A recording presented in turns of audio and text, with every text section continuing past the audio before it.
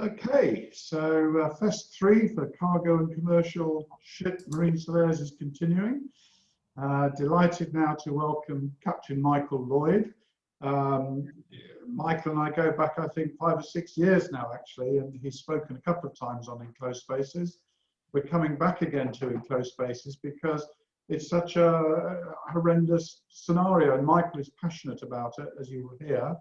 When I spoke to him about setting this session up, he said, I'm going to hit them hard. And I know you will, Michael. I know you have some very strong views about why people continue to die in enclosed spaces on ships. So lovely to see you. Thank you very much for being here. Without further ado, I'll hand over to you. Good, thanks very much. And good morning, good afternoon, good evening to all participants, wherever you are.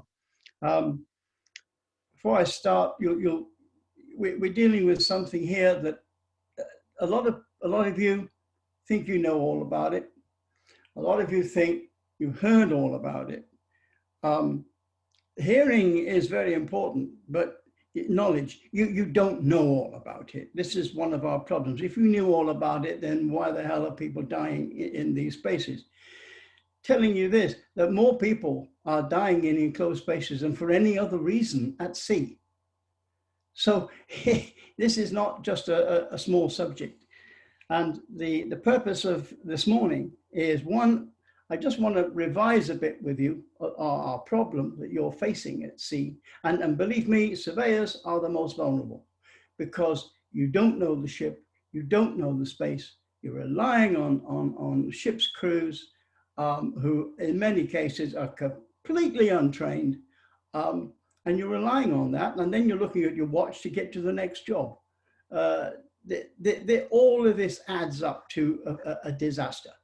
So we'll run through that. Then I want to tell you, or suggest to you, that's better, how you can protect yourself a bit better than possibly people coming on board the ships in ports are doing at the moment. Okay, so let's move now to the first problem. Okay. This is something we designed, 10 years ago or 12 years ago for industry. And it went all around the world and it is being used in many places now. One change, we used to put culture at the bottom. Well, now we're putting legislation. And legislation, you'll hear, is our problem. However, if you look at the other three, design, training, and equipment, they also come into the picture, and this is what is causing or causative of many of our problems that we are dealing with. So let's go from there to the design and look at some of our problems. Height, width of the space, the lack of forced ventilation in many spaces, restricted access, the lightning holes, the manholes, the lack of illumination. I mean, you can have a swimming pool, right, with underwater lighting. And yet, for some reason, they can't put lighting into tanks and things like that we could have when we go down. Manholes, I'll talk to you about that in a minute. Vertical or horizontal entry, both present different problems, especially for the oxygen levels. And this is, of course, the most important. You're going to have accidents. You're going to slip on broken ladders, all things like that. You're going to find mud everywhere. You're going to have no handholds. All of those exist, and all of those cause problems. Lot of injuries and deaths from just purely accidents not related to oxygen. We can look at that as well, but that's the ship's problems and the owner's problems, and they don't do much about it. Believe me, I know. I was at sea for 50 years. Right, 90-degree corners, another problem. Poor communications, that's a hell of a problem on ships because you might have a good communication set, but the ship probably doesn't. Right, let's have a look at next. Look at this, manhole sizes. There's just one example. You've got to go through those holes, right, to get in sometime into a tank. Do you know that those sizes haven't changed for about 70 years? Now, when you talk to the Royal Society of Naval Architects, they say, no, there's no problem. We can design bigger ones. And you say, well, why aren't you? Well, no one's asked for it. Then you go to the owners and you say, well, why aren't you asking for a bigger size? Oh, yeah, it's something we leave to the shipyards. They conform to legislation. Then you go to the shipyards and say, why aren't you building manholes of bigger size? And they say, well, no one's asking for it. See that film, Catch-22? You could have bigger sizes. But the trouble is that they're building ships now to plans that they made 10, 15, 20 years ago, and they still think that they can carry on like this. And anyway, they don't have to go in them. You do. Now, that's an interesting one. That's supposed to be a little lightning hole. You're supposed to be able to crawl through that. I think if you look at one of our chaps there, this is the company that Mines Rescue Marine that I helped form.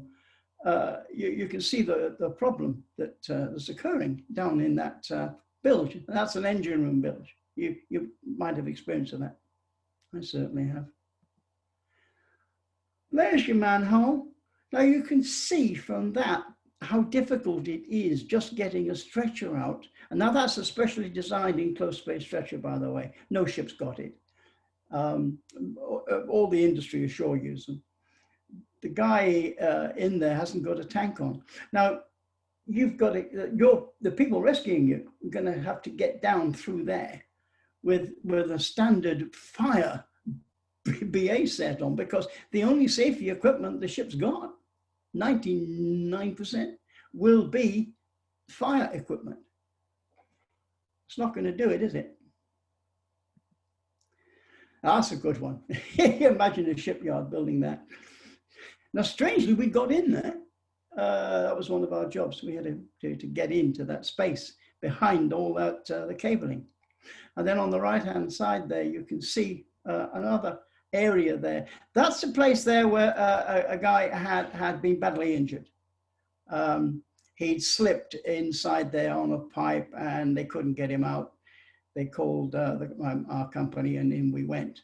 That's us showing after the event, showing the difficulty to the owners of the ship. Of course, as they said, well, the ship's built now, isn't it? Okay. Now that is what you would call stupidity at its highest. You see, let's say you can get through the manhole at the top with equipment on. Well, how the hell do you get through the next bit? Just look at it. But that's approved. And that's been passed by class. As class also have got to learn a few things, but that's been approved and passed. And why do they pass it? Well, they said because that's in the book. That's allowed. You can do that. You can have holes like that. Okay. Right.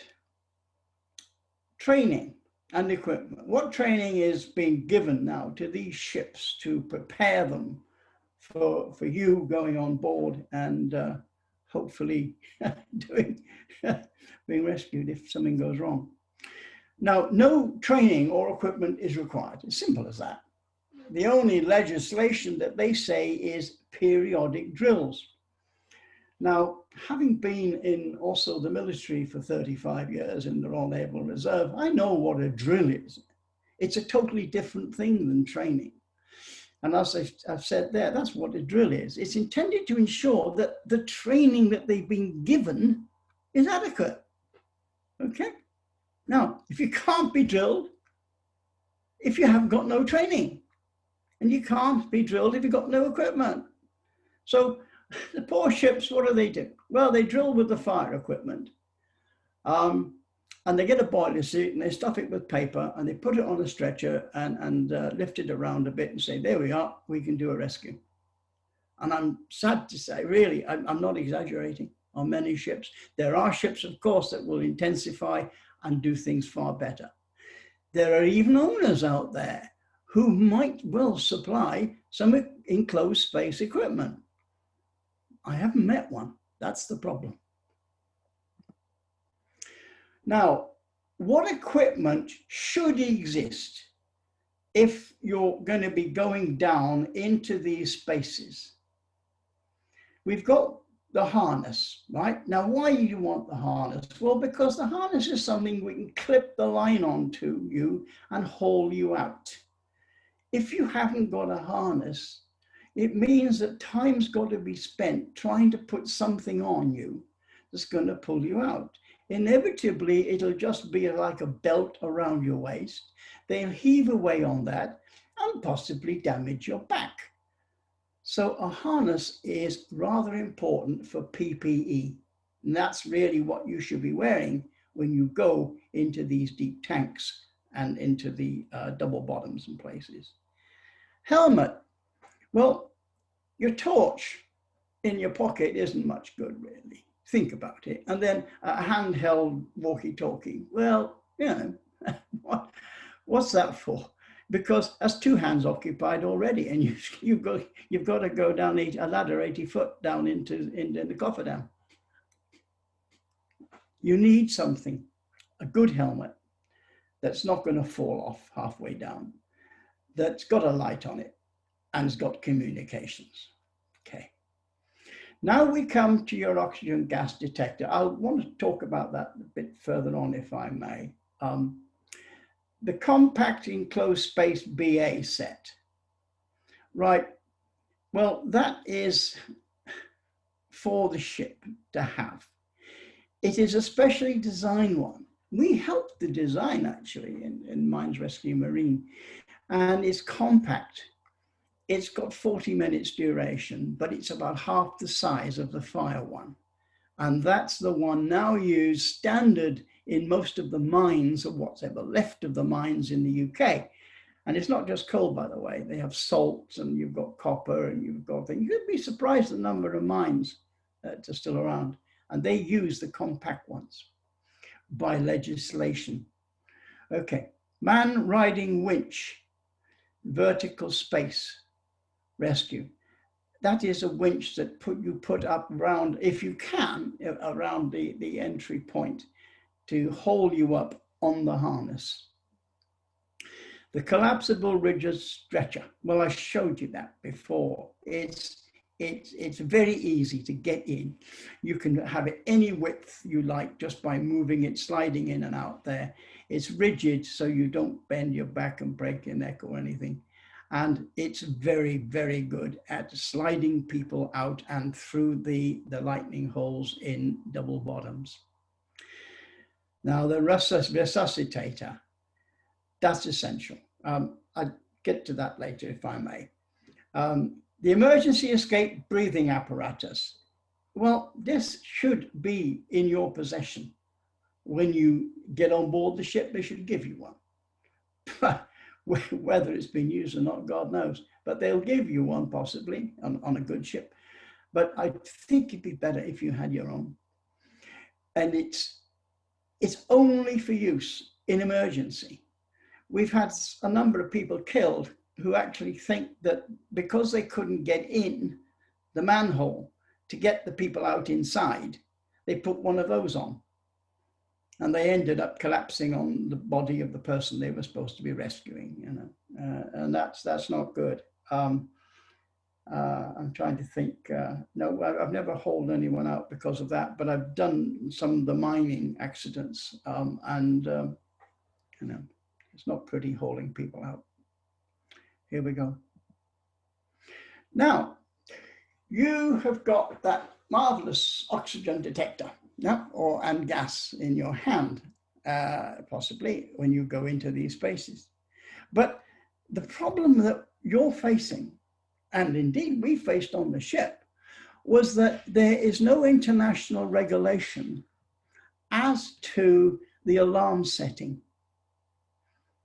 Now, what I've tried to show you here is the settings that are tolerated in most of those countries.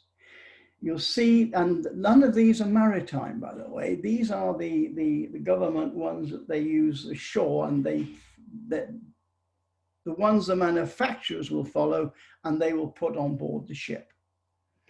One is the low setting, the others are the high setting, yeah? The high setting, of course, as you know, is just as important because of the fires that can be caused by the oxygen being too rich. Now, the lower ones are there. You'll see that 19.5 Australia, 18 Canada.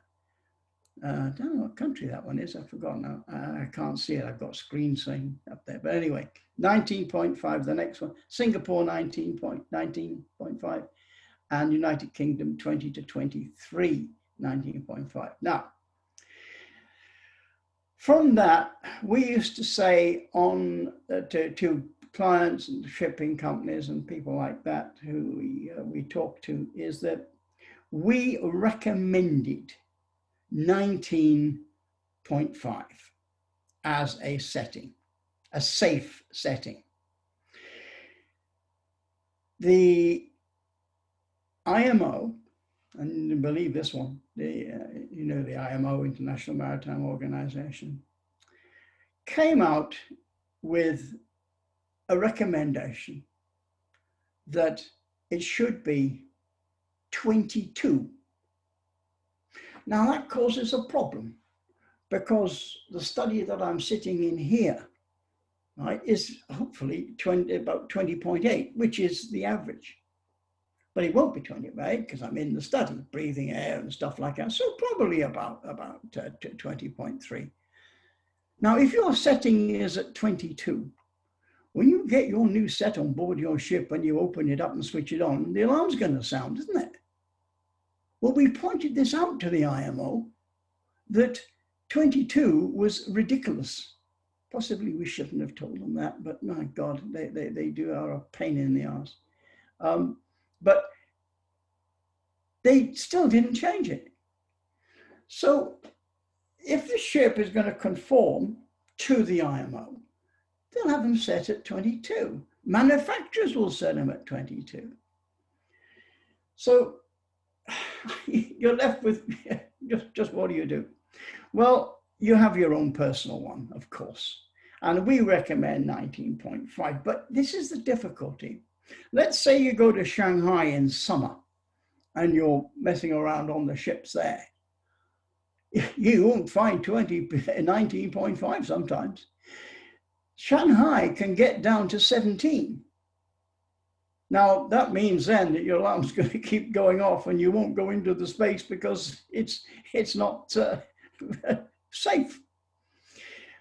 Now, to what we would, yourselves, to professional people like yourselves, not crew, but professional people like you, what we say is, look, what you should be looking for is the difference in air and oxygen content between what's outside the space and what's inside it. Now that will tell you if there's a problem. So you open up the hole and the air outside you check. Then if it's a vertical, you lower down the your detector just a few feet, just to see that entrance, and you'll see the difference. If there is a difference, then you don't go in until you can clarify what the problem is. It's that simple. So that's what we would recommend to pros like you. Look at that difference between outside and inside to give you the indication of a problem. And meanwhile, it'd be nice if we could have an international clarification and all have the same things, and the manufacturers make these to have the same setting. That's now, you know, I talked to you about the emergency breathing apparatus. This one here is just over 40 quid, and it could save your life. I would recommend that you get something like this. I mean, if you're terribly wealthy, then you get a better one. But this is the basic. That's got a couple of minutes there. And that's the difference between life and death. It's just a thought that you could have one of those. By the way, it's not the big one. That's the packaging it comes in. But you can see how small it is. Clips onto your belt or something like that. And that could save your life for £40. So in other words, now you're not reliant on the ship giving you one. And indeed, when you ask for one on a lot of ships, they'll look at you very strangely. Who the hell is this? What's he want one of these for? I would recommend you get one of those. This shows some of the kit in use. All right, there's your resuscitator up there at the top left corner. Below is the helmets that we used in the Mines Rescue Marine. And you can see there, it's got this, unfortunately you can't see the light that's on the top there, but it's got a light. And look at the comms that we've got there. Good comms, able to go through the steel in the DB. Walkie-talkies that the ship's got, honestly, many of them, you get 10 foot into a tank and the guys outside can't hear you. That's not much good, is it? The top there, right-hand corner, you can see there the man riding winch, and the guy's also got the harness on, and you can see down on the bottom side there the yellow straps that these guys have got on. That is the harness. Nobody ashore with any sense would go into any enclosed space without a harness on these days. And don't forget, ashore they've got all the kit and the legislation and everything. We haven't got it. But that gives you an idea of the seriousness which in the Mines Rescue we used to try and take. And we must have examined, on behalf of owners and people like that, about 60 ships and in the region of 30 oil platforms. Not one ship came to scratch and not one oil platform. Not one rescue team on the ships or the platforms came up to our scratch until we gave them the training course. And that's what we were there for, to do the training course. And that included Royal Navy. Hey, they were one of the worst. Okay, that gives you an idea. Right, moving on. And this is not a joke. It might be laughable, it is. But 3 men died about 2 years ago. I don't know if any of you remember, you might. About 2 years ago on a ship off West Africa. It was a British ship. And that was the only equipment they had to get the bodies out, because they were bodies. They just couldn't get to them in time. And they used rope. It's amazing more don't die, frankly. And the trouble is, the people that die are the ones that are blamed. They're blamed. And I can never understand why all these organizations and all these shipping companies are blaming the people when they don't supply any kit and they don't supply any training to people. But it's always the guys who went in, it's their fault. They shouldn't have gone in. Oh, they didn't do this or they didn't do that. No, that's too easy. That's the easy way out. And you'll find that most of the accident investigation people, even ours, take the easiest way. They've got to really go into it and come out with the truth. You know what? That's the legislation on enclosed spaces. IMO. Yeah, well, what do you expect of an organization that auctions off the head position to the highest bidder? Right, now let's come to the ship. That's a good one, isn't it? That, something that, well, you guys might like to see it because that, you've got all the money sorting it out, but not for me. Right, responsibility issue.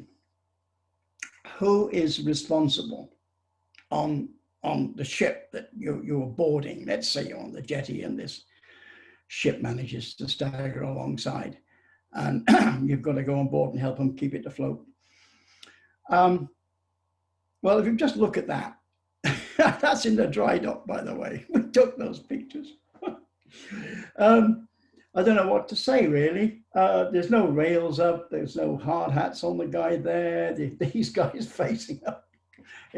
But I'm laughing, but it's going on all the time. in these dry docks.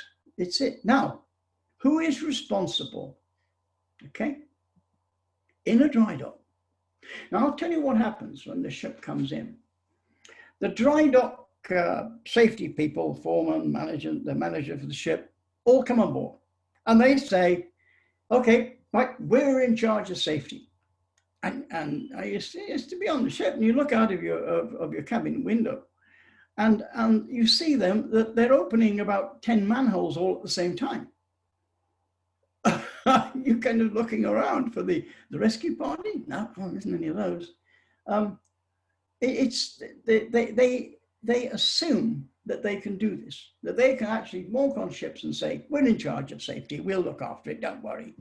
Well, I'll tell you what, if there's an accident, you see that if you don't have to worry as a captain, because those guys that said that, they're heading for the hills.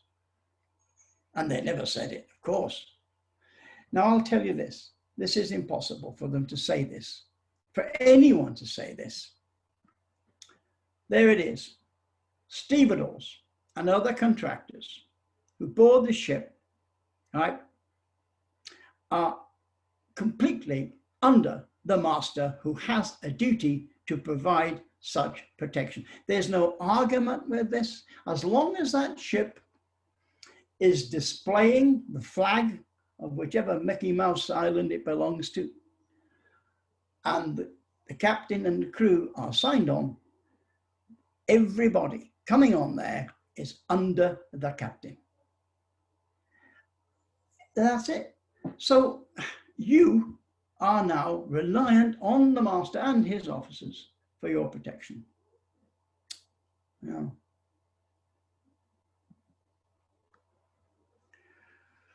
Now, this is what I'm going to say to you. Self-protection. You cannot and you must not rely on these people. They've had no training. It's not their fault here. No training or rescue. They won't have the correct equipment. Their drills and exercises they have done in most cases will have been inadequate to save life. And that's what it's about. They will not have made any correct risk assessment of the space you are entering. Now you'll say, well, hang on a minute. They've got a risk assessment done. It's in their book and all that. Yes, I know they got that done. When was it done? Do they have a risk assessment for each tank and each space? If they've done a risk assessment for each tank and its space, that means that they have knowledge of each tank and each space on their ship. That's a good one.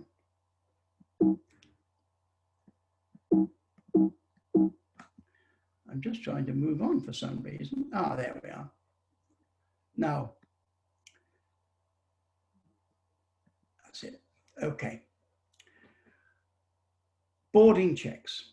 This is what, again, this is what should happen, and there's no reason why you cannot ask for this.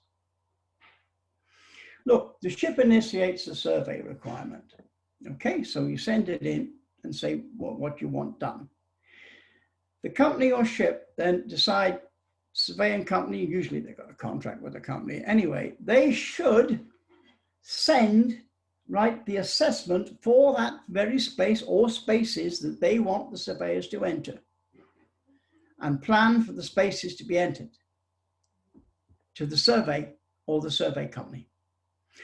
The surveyor checks the risk assessment and equipment available.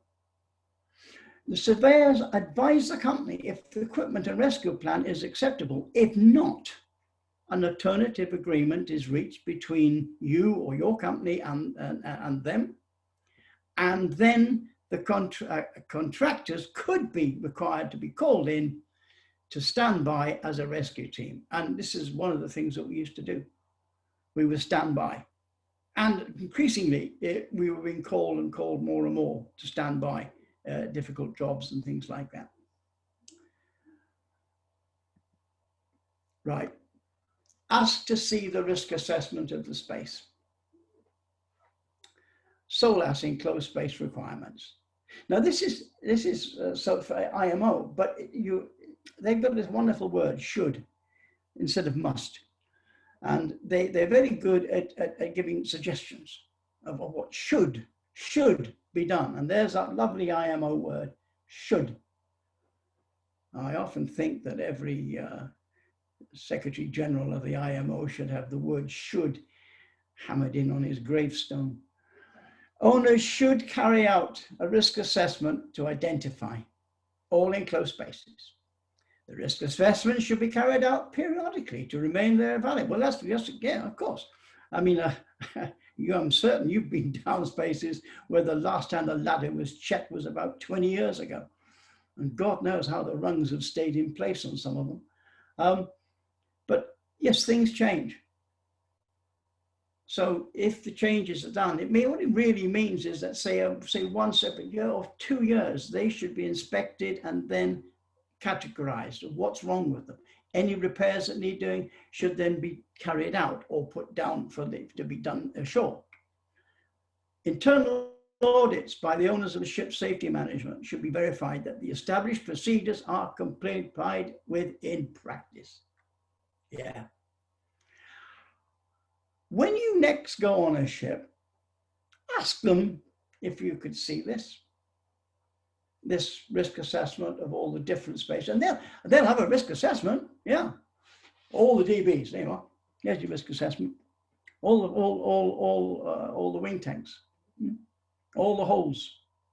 Now, each one should have one. And then the date, when was it done? Was that risk assessment done before you came on, just before you came on board? Or was it done 6 months ago for the last survey and they just pulled it out? Your check on boarding,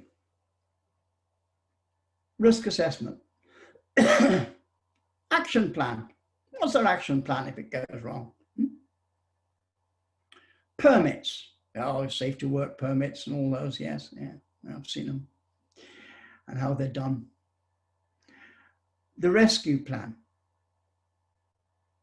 Yeah, a rescue plan. Have they got a rescue plan, or do they just get a guy standing outside with a bit of rope? Oh, and a walkie-talkie, of course, and got a walkie-talkie. The enclosed space assessment sheet, IMO recommendation. So they should have that. The ventilation log, have they got one? No, but they might have it put in the ship's logbook, which, as you know, is an absolutely sacred document, and every single word in it is true. Right. Now we come to the resuscitator. Well, oh, I'm sorry, got the wrong bit.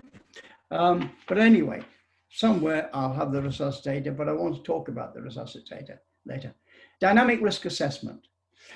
I think that of all the assessments, that's important because that's your assessment.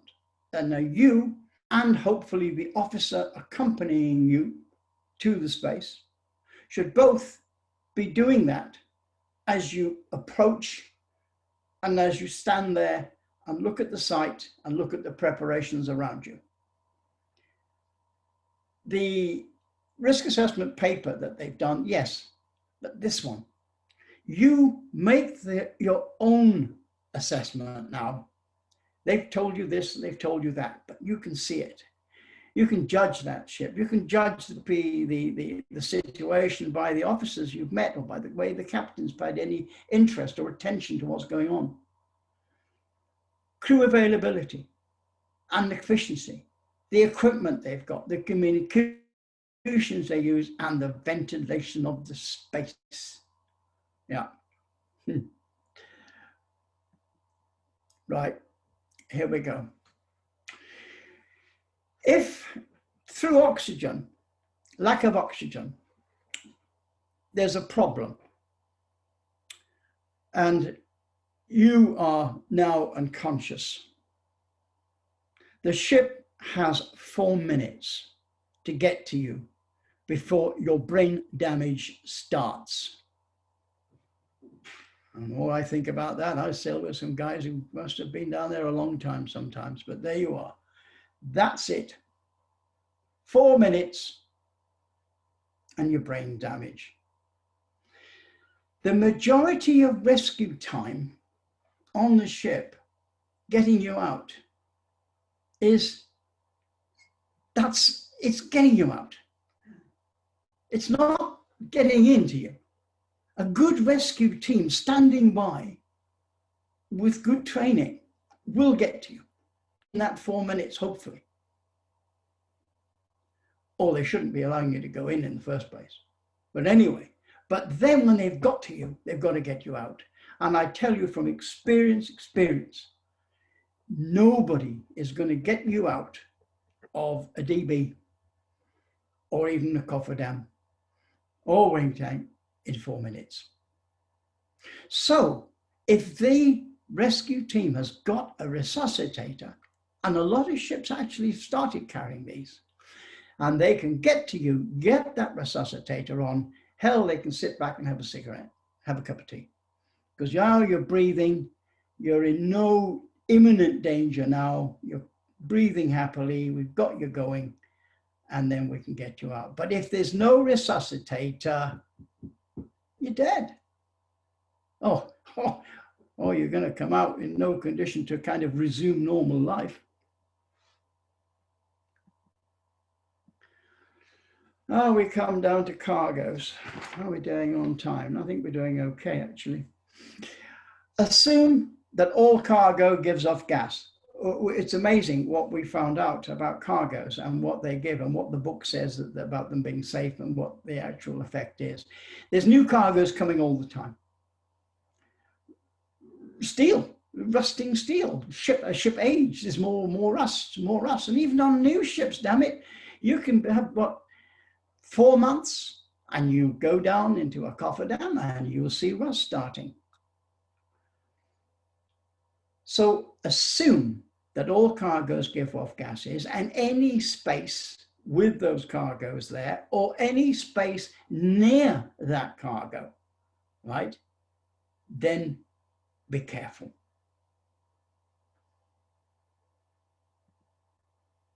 Now we come to ventilation. Before you go into a tank, the ship will have been advised, the tanks are, and most ships are pretty good at that. They know the space that you will be going into when you go on the ship. So they'll ventilate it. Anybody here seen a ballast tank with forced ventilation on a bulk carrier? Maybe new ones, I don't know. I haven't seen a new one for a bit. And there was certainly the many bulkers that I had no forced ventilation. And the case I'm just dealing with has got no forced ventilation. So they open it up and they say, there you are, 24 hours, because the industry actually does produce this figure and say 24 hours. It's not enough.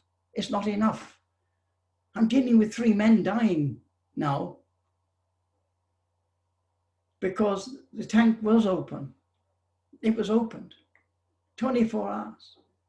And the ship comes into port. And then people appear.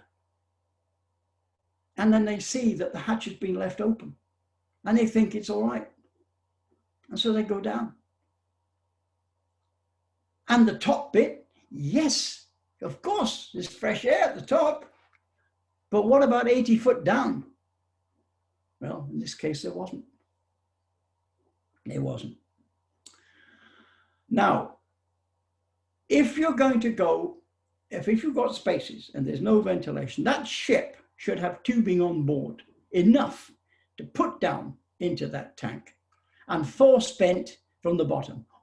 Or those lead bottom like hatches into the cofferdams, then you get a flow through. No? But many of them can't, because the cargo is still in the hole, so they can't get to open up the door and down the bottom. And they haven't got tubing that long for the ship. Why haven't they got the tubing to force vent? This is nonsense. but they haven't. And if you find out that there's no force venting down that bottom, right? So the next thing, what do? We take our oxygen detector and we lower it down, if any sense, 80 foot down, and there it is, and you check it all the way. Now that will give you some reassurance. And the time, that 24 hours is nonsense. You've got to open up that tank at least for 72 hours if you want the air down the bottom to be changed. Not 24. It ain't enough. And we're now trying to tell industry it's not enough. But of course, you're not listened to, because I'm certain that they know better. You know, certainly the accountants know better. So there you are. That's ventilation, 3 more dead, and that. The other problem, of course, is when you go into horizontal spaces. Now you're thinking of your DBs, and you're going through the lightning holes. You know, you can go through, say, 2 lightning holes, and what's in that next lightning hole? Remember, the gas is heavier than air. But is that next lightning hole free of gas? Is the one beyond it? And so what, when you think of it, how are you going to do it? Well, you have a bamboo pole and you stick your detector on the end of it and push it through. Isn't it amazing? Here we are, 2021, with all the technology that around us, and we're using rope and bamboo poles. Oh, God. And they're talking of automated ships. You have to laugh. Okay. Training. Are you trained? Think of it. There's the mining boys down in Southampton there with their own training school, marine training school down there. Do you know what? I haven't had many surveyors through. Now, if you really want to look after yourselves, think about you getting yourself trained. It's only a 5-day course, I think. And I tell you, you will find things out that you never knew, and you'll be far more careful about spaces in the future once you've done that course. But that course is well worth doing. I promise you, you'll be a different person when you now go in spaces after that. Okay. The people on the ship, hey, come on. No one's paying for them to be trained properly ashore. I think we put that, Mike might well know about it. We put this training school down initially in Hythe and told all the shipping industry. It was there. And you know what? We took a hull of a ship. We could put water in, we could flood it, we could do all kinds of things. Not one shipping company sent anybody to it. Okay, here we go. This is the problem. The marine industry is legislation. Legislation. IMO is as corrupt as the flag states with the largest registries. That's not saying the IMO is, but the registries whose delegates are there, they're the ones to watch. Huh? And we know who they are: Barbados, Panama, Liberia. There you are. Position of the General Secretary is sold to the highest bidder. Last time it was Korea put the money up. God knows who will be next. The delegates are allowed to accept gifts of any kind and amount with any declaration. Not a bad job, actually, is it, when you think about it? Through the lack of legislation, this organization is responsible for the death of many of those on ships. Well, they are. They are, because they've known about deaths for the last 20 years. We've been calling for the last 15 years for something to be done on legislation, and we haven't got anything in 15 years.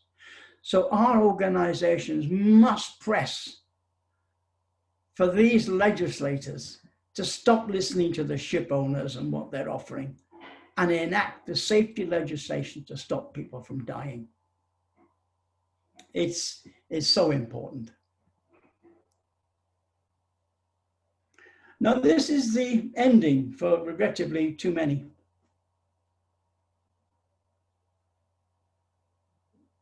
It's not worth it, is it? Really? Not a good way to spend Christmas.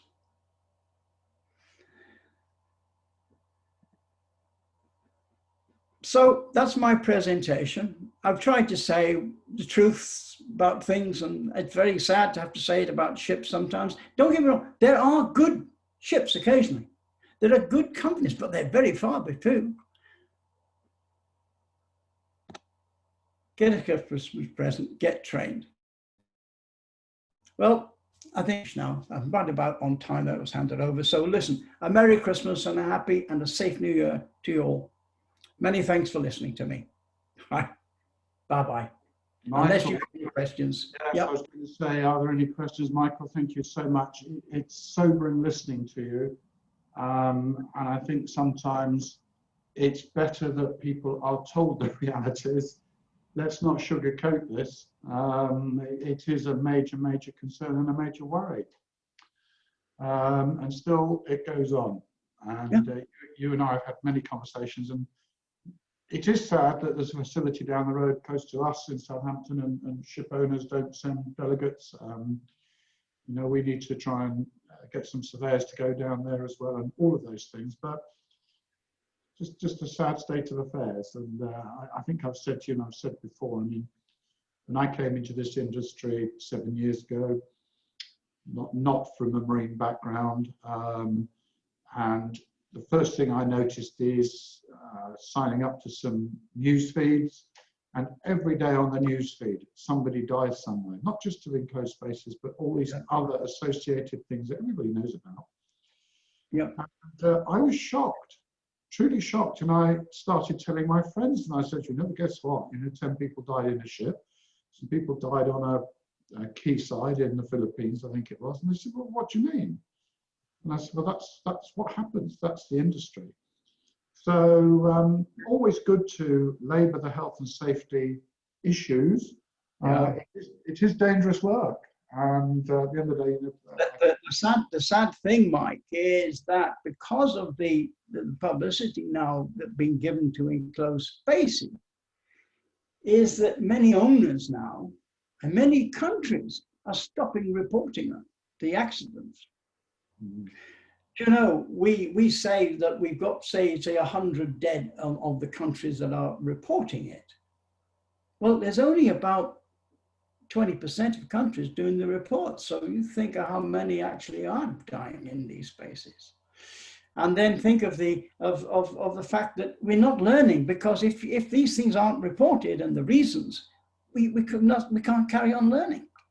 Yeah. So yeah, so there is undoubtedly a cover-up. I've seen recent reports now where people had died in holds, and instead they died on the ship.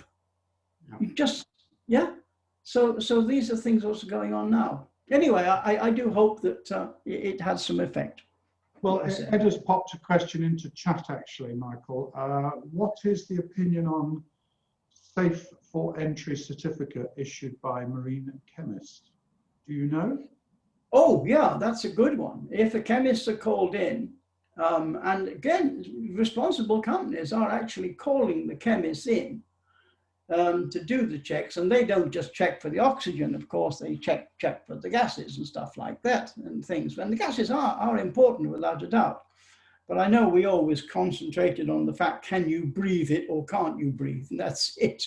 But yeah, I'm all for it. And I do think then that there's no reason why a surveyor can't ask to see it when he boards the ship. And then, or before, it's better if he talks to the ship's agent and says, is there a chemist certificate for that space?